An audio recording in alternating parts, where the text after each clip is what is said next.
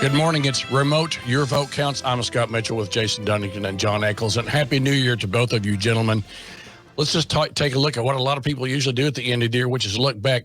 What do you think are starting with you, Jason, what are the best stories of the year? Well, first of all, I just want to say Happy New Year to everyone at home. We're all the time talking about negative things in politics, but some of the most exciting, important things that happened this year, I definitely think the infrastructure package for America in general, just putting out money to repair our infrastructure, keep us in competition with other countries in the world. I think locally, low unemployment, lowest that we've ever had in unemployment, growing economy are both important. And then I want to give props to the governor this morning. I think his commutation of Julius Jones' death sentence to life without the possibility of parole was a really good story of the year when it comes to politics. Jon, your thoughts about the best political stories of the year? Well, I would say the best political stories of the year is what great shape the state of Oklahoma is in right now. In the last legislative session, we were able to accomplish tax cuts. Your personal income taxes starting this year are 0.25% lower. Refundability of the EITC, every Oklahoman is getting additional money in their tax bills. On top of that, we have the highest revenue in the history of the state. We were able to pass historic school choice legislation, which we're really proud of, while at the same time spending additional money and funding our public schools. Oklahoma's on a great trajectory. We didn't get quite enough in the census to get a new congressperson, which is a little disappointing. I wish we would have done that, but net inflow, I think our political story is Oklahoma is doing phenomenal right now. How about best political story, the tools to end the pandemic? I kind of like that one as well. All right, so we did the best. What's the worst? Jon, worst political, the things we missed in 2021.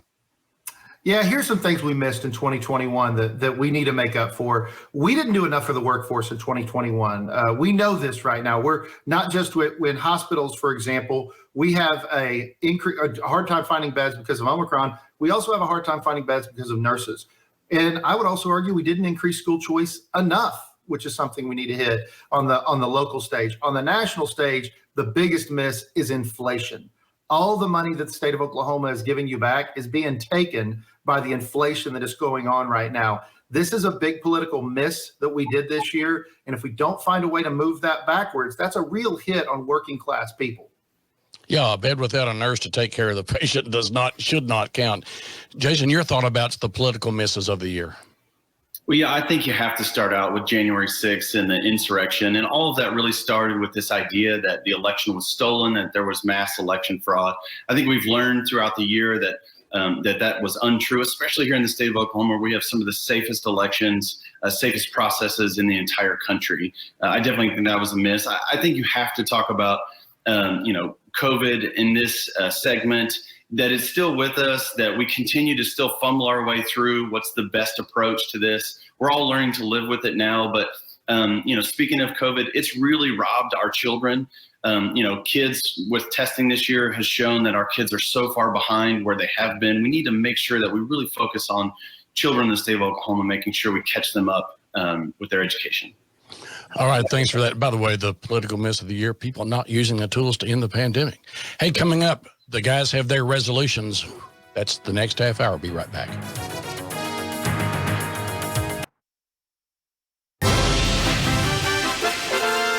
And we're back to finish up the New Year's resolutions. Coming up, that's what we're going to do in number 2. But the first question goes to you, Jon. What do you think are the opportunities we can look forward to in 2022 in politics?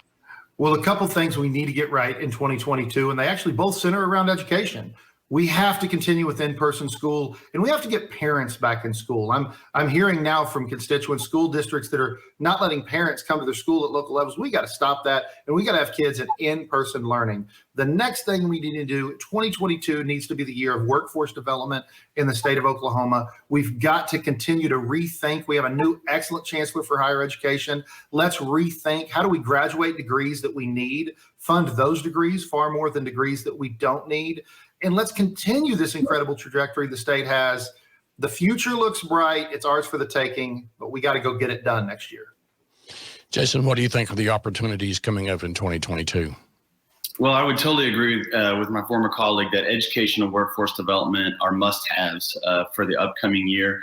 I also think that there's a really, really unique opportunity for us to put the past in the past, and for our governor and the tribes of the state of Oklahoma to find a way to sit at the table and work together. There's so much opportunity for our state if these two titans can get together and figure some things out that are best for everyone.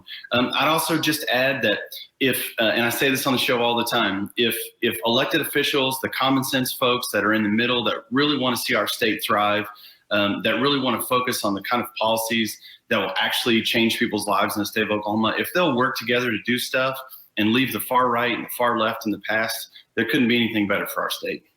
Yeah, also 2022 be a good time to do something about our really abysmal healthcare ratings, and I know the legislature is going to be looking at that. Okay, time for New Year's resolutions. I'll start with you, Jason. Well, I think easy first New Year's resolutions are, I really just want to be as open-minded of a person as possible. I talk about on this show being common sense. Part of being common sense is understanding that you're not always right, making sure that you listen to your fellow man, and making sure that you're taking their views to heart so that you can make the best decision. So do that.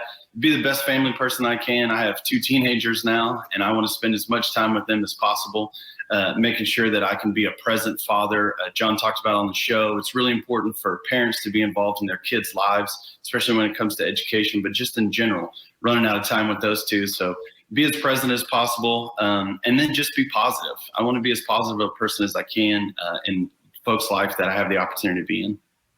Jon? My resolution every night when we pray with my wife and our 3 kids before we go to bed, one of the things I pray over and over again is that God would teach us to love him and to love others. And those are the 2 greatest commandments. My New Year's resolution is to do everything I can to live up to those commandments. And even as we get into politics, I wish we could get rid of the noise. I'm a free market conservative, believe in small government. But I'm here to tell you, if you disagree with me, that's okay. You're not my enemy. I want the ability to talk with you, to tell you why I believe I'm right, and to listen to you. And you tell me why you believe you're right. But that's what we're missing. And the resolution is to do everything I can to model that behavior. We can have our strong political beliefs, but we've got to, at the end of the day, come together as Americans. And that's what I think this year, for my New Year's resolution, is going to be all about. Great New Year's resolutions. How about this one? Love thy neighbor more in 2022. Thanks, guys. Happy New Year. See this again at news9.com/yourvotecounts, and follow me on Twitter @MitchellTalks.